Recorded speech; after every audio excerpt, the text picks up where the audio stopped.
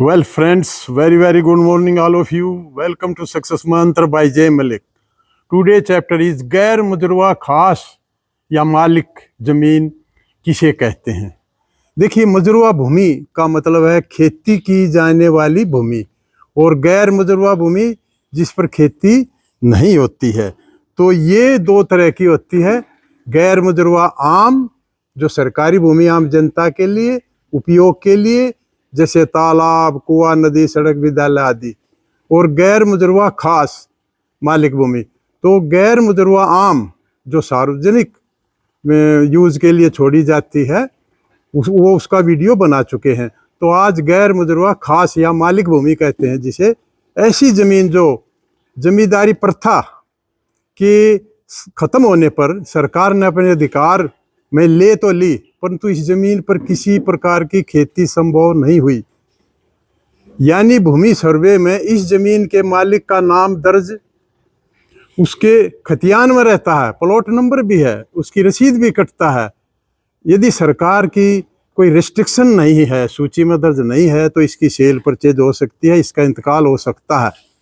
1946 से पहले इसका बंदोबस्त सेटलमेंट है तो रसीद कटेगा, और उसके बाद भी अगर वो उसमें नहीं आती है ओनरशिप में, तो वो सीओ इंतकाल कर सकता है। रिवेन्यू रिकॉर्ड ऑफिसर से संपर्क करें।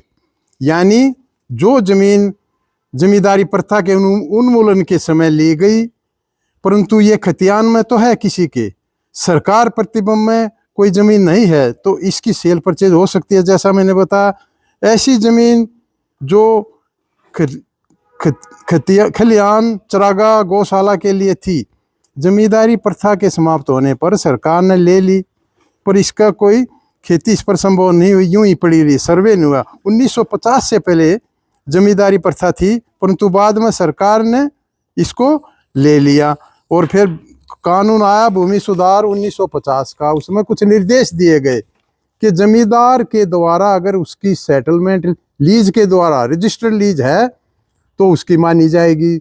दूसरा, आम जमींदार द्वारा अगर हुक्मनामा रिटन दाखिल किया गया हो। तीसरा, सादा हुक्मनामा 1/41 से पहले का हो। चौथा, उस जमीन का लगान रसीद कटता हो। ऐसी जमीन का सबूत अगर मिलता है तो उनकी मानी जाएगी।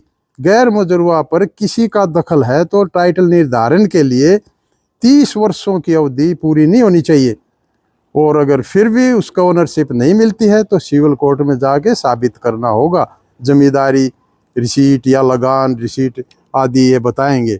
हाँ, ये जरूर है कि भूमिहीनों को, SC ST OBC दलित जो बिना जमीन के व्यक्तियों को ये जमीन दी गई।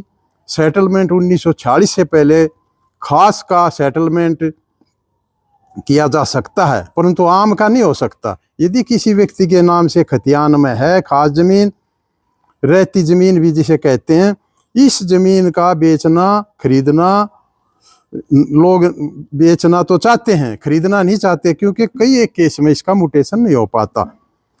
तो ये है कि आपकी गैर मुजरवा खास जमीन क्या होती है।